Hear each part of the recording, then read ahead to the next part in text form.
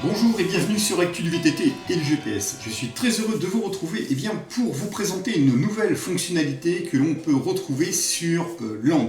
Alors Land, c'est un logiciel qui est développé par la société Tunav, société espagnole, qui développe aussi différents GPS.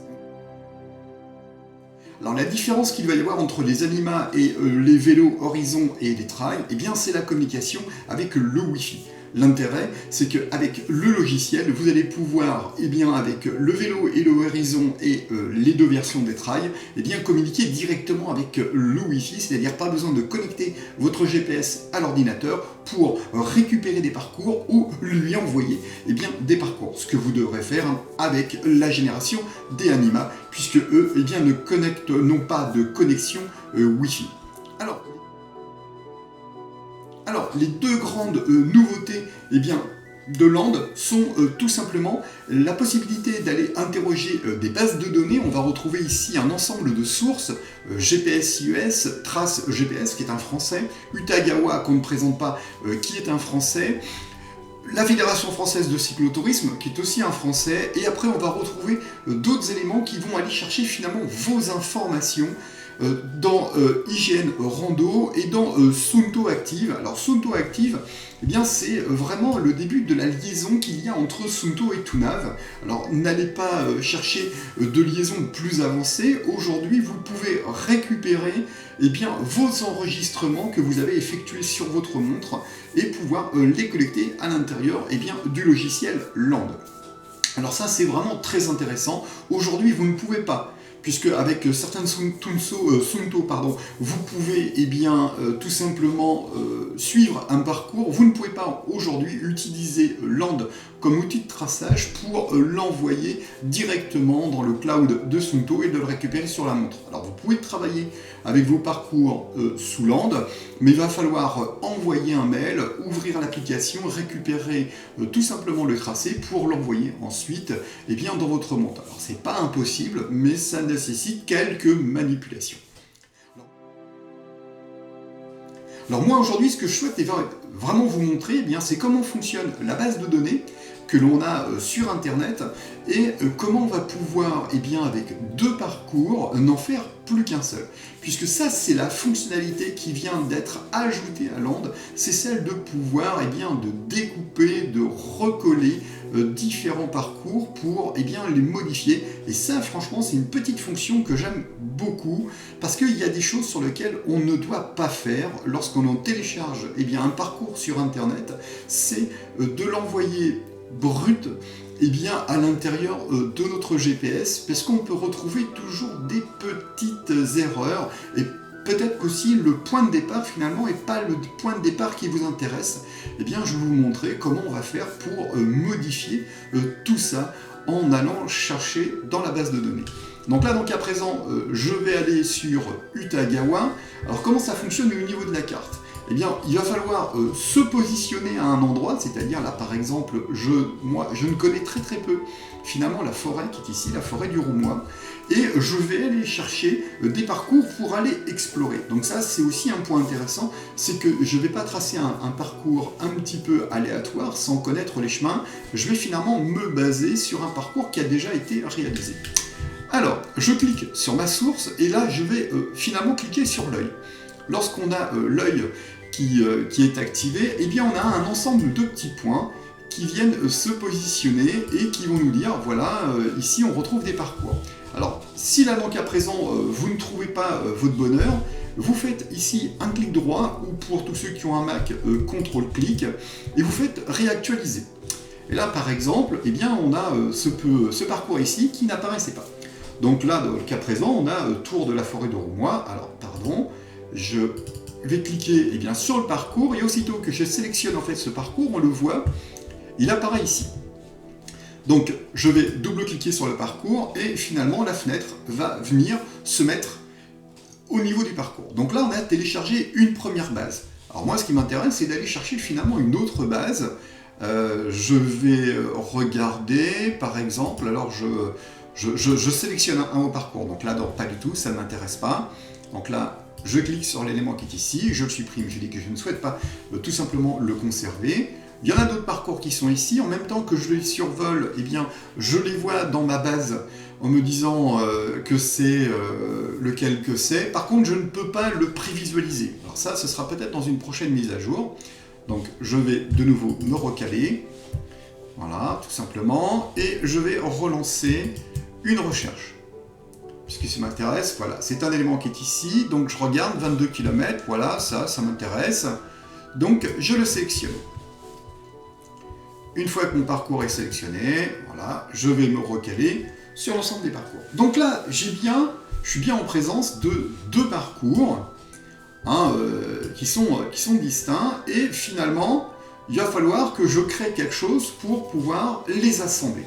Donc ce que vous allez comprendre, c'est que la partie jaune qui est en haut, finalement, c'est une partie que je vais faire disparaître, et je vais lier le jaune et le rouge. Alors je vois qu'ici, j'ai un point de départ, j'ai un point d'arrivée, donc là, il va falloir que je cadenasse cette chose.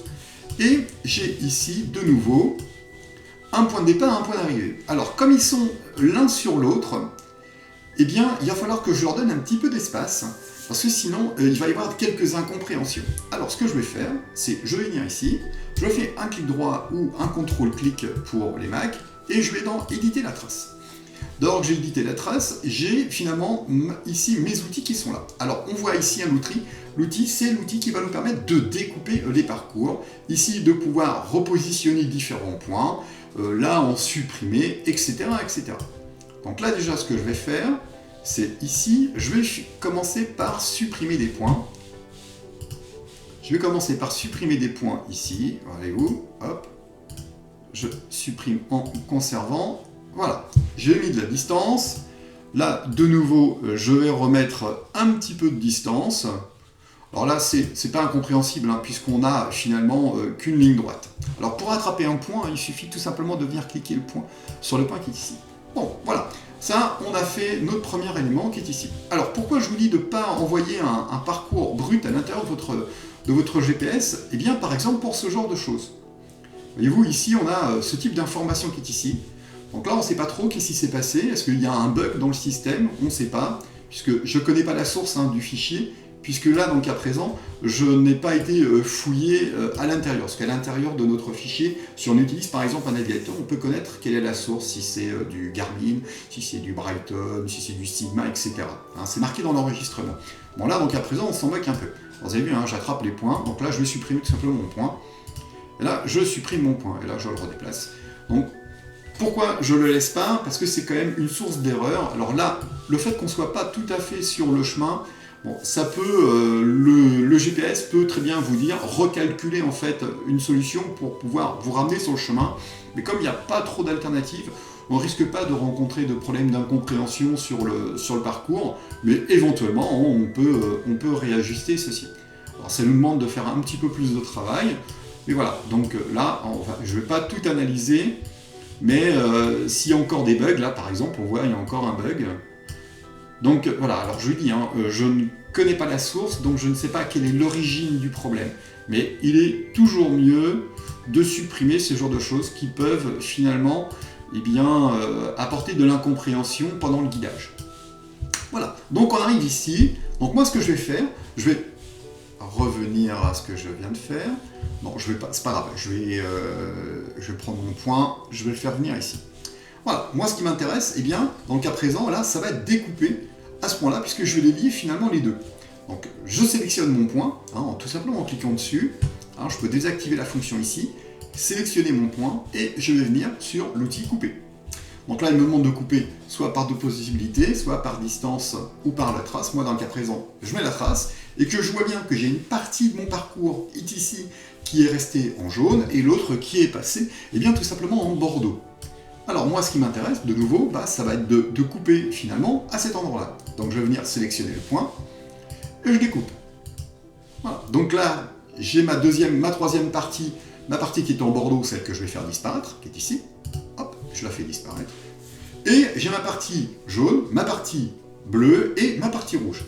Donc là, je vais m'intéresser à ma partie rouge. Donc là, je vais sélectionner le point qui est ici. Donc là, il faut ouvrir la trace. Donc pour ouvrir la trace, je viens tout simplement faire clic droit et éditer la trace, donc je sélectionne mon point et je découpe. De nouveau par point, donc là j'ai une première couleur. De nouveau, je vais venir ici, je découpe, toujours par trace. Ici maintenant, j'ai mon petit bout de chemin qui est ici. Alors, qui est ici, je le supprime puisque celui-ci ne m'intéresse pas, voilà, parce que je vais lier en fait mes deux éléments qui sont ici et les éléments qui sont là, sauf qu'il va falloir que je lie, eh bien ici, le rouge et le vert. Donc là, je vais m'intéresser de nouveau à cette partie-là, je sélectionne mon point, que je vais ramener tout simplement ici, je le coupe, vous avez compris le principe. Maintenant, la partie qui est ici ne m'intéresse pas, je le supprime.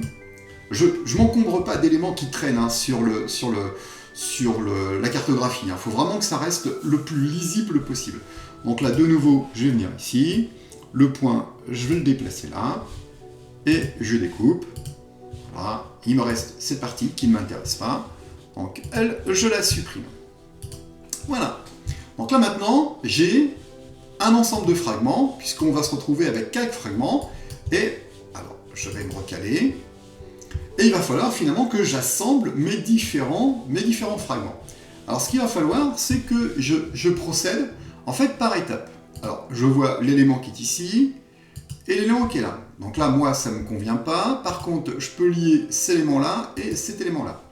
Donc, je vais venir ici, je vais sélectionner les deux. Je fais un clic droit ou un contrôle et là, j'ai unir. Et on me dit unir par proximité. Donc unir par proximité, finalement, on va les unir ici. Donc je dis OK, il me demande si je veux faire qu'une seule trace. Je fais qu'une seule trace. Je ne souhaite pas sauvegarder les deux éléments, donc je vais dire non. Et là, je vois bien ce qu'on me propose, ce qui est devenu finalement totalement en vert. Donc là, on voit bien qu'il y a la liaison qui va s'opérer ici. Donc je dis non. Je dis non, je ne sauvegarde pas les deux tracés. Donc maintenant, il ne m'en reste plus que 3. Donc maintenant, ce que je vais pouvoir faire, c'est lier finalement le vert avec le bleu. Donc de nouveau, je sélectionne le vert, je sélectionne la partie, hop, je recommence, je le sélectionne, là, décidément, je sélectionne le 2, vous appuyez sur Shift hein, pour sélectionner les deux, un clic droit, et de nouveau, eh bien, c'est comme ça que ça ne va pas fonctionner. Voilà, unir, de nouveau à proximité, je valide, une seule trace, il me propose, voilà, est-ce que c'est bien ce que tu veux? Oui. Donc je dis non pour sauvegarder les deux anciens fichiers. Et maintenant, il ne me reste plus qu'à lier mes deux éléments qui sont ici. Donc de nouveau, je sélectionne les deux et unir par proximité, je dis OK, une seule trace. La proposition ne devrait pas tarder. On voit bien qu'ici, ils se lient tous les deux. Je dis non, tout le monde est lié. Il ne me reste plus qu'un seul et même parcours. Voilà comment, sous Land, vous allez pouvoir créer, avec la base de 2 parcours, eh bien, plus qu'un seul parcours. Et vous avez ici la distance qui vous est donnée. Il ne vous reste plus maintenant, finalement, qu'à l'envoyer dans votre GPS ou vous l'envoyer par boîte mail. Alors pour ceci, c'est pas compliqué, il vous suffit tout simplement de cliquer sur Contrôle et vous allez pouvoir l'envoyer. Donc là, on voit bien qu'on va pouvoir l'envoyer eh bien, dans le cloud, eh bien, du vélo, du Try 2 ou du Try 1, où vous allez pouvoir eh bien, le sauvegarder sur Dropbox et le récupérer, par exemple, sur une application. Que ce soit l'application ToonAv ou une autre application, vous pourrez l'envoyer, ou éventuellement, vous pouvez tout simplement vous l'envoyer par boîte mail. Alors le fichier, ce sera un fichier .gpx. Alors il est toujours mieux d'enregistrer le parcours dans un premier temps sous fichier .gpx pour une histoire de compatibilité. Hein. C'est beaucoup plus facile et beaucoup plus compatible avec le GPX qu'avec le TRK, hein, qui est le format, on va dire, qu'utilise principalement ToonAv. Mais la version GPX est bien compatible avec votre système, donc il vous reste tout simplement à utiliser soit Dropbox, soit l'envoi par boîte mail, ou l'envoi directement vers vos GPS de chez ToonAv si vous disposez de ce matériel. Ben voilà, vous avez vu, c'est quand même pas très compliqué, il faut être un petit peu méthodique, Et surtout faire attention à que le point de départ et le point d'arrivée ne soient pas trop proches, parce que finalement Land va chercher à relier les deux éléments. Et là, c'est ce qu'on veut surtout pas, c'est relier finalement notre point de départ et notre point d'arrivée. Écoutez, je vous dis à très bientôt dans une vidéo. Si vous avez des questions concernant le logiciel Land, n'hésitez pas à me poser des questions en dessous, dans la partie commentaires. Et tant qu'à moi, je vous dis à très bientôt dans une prochaine vidéo.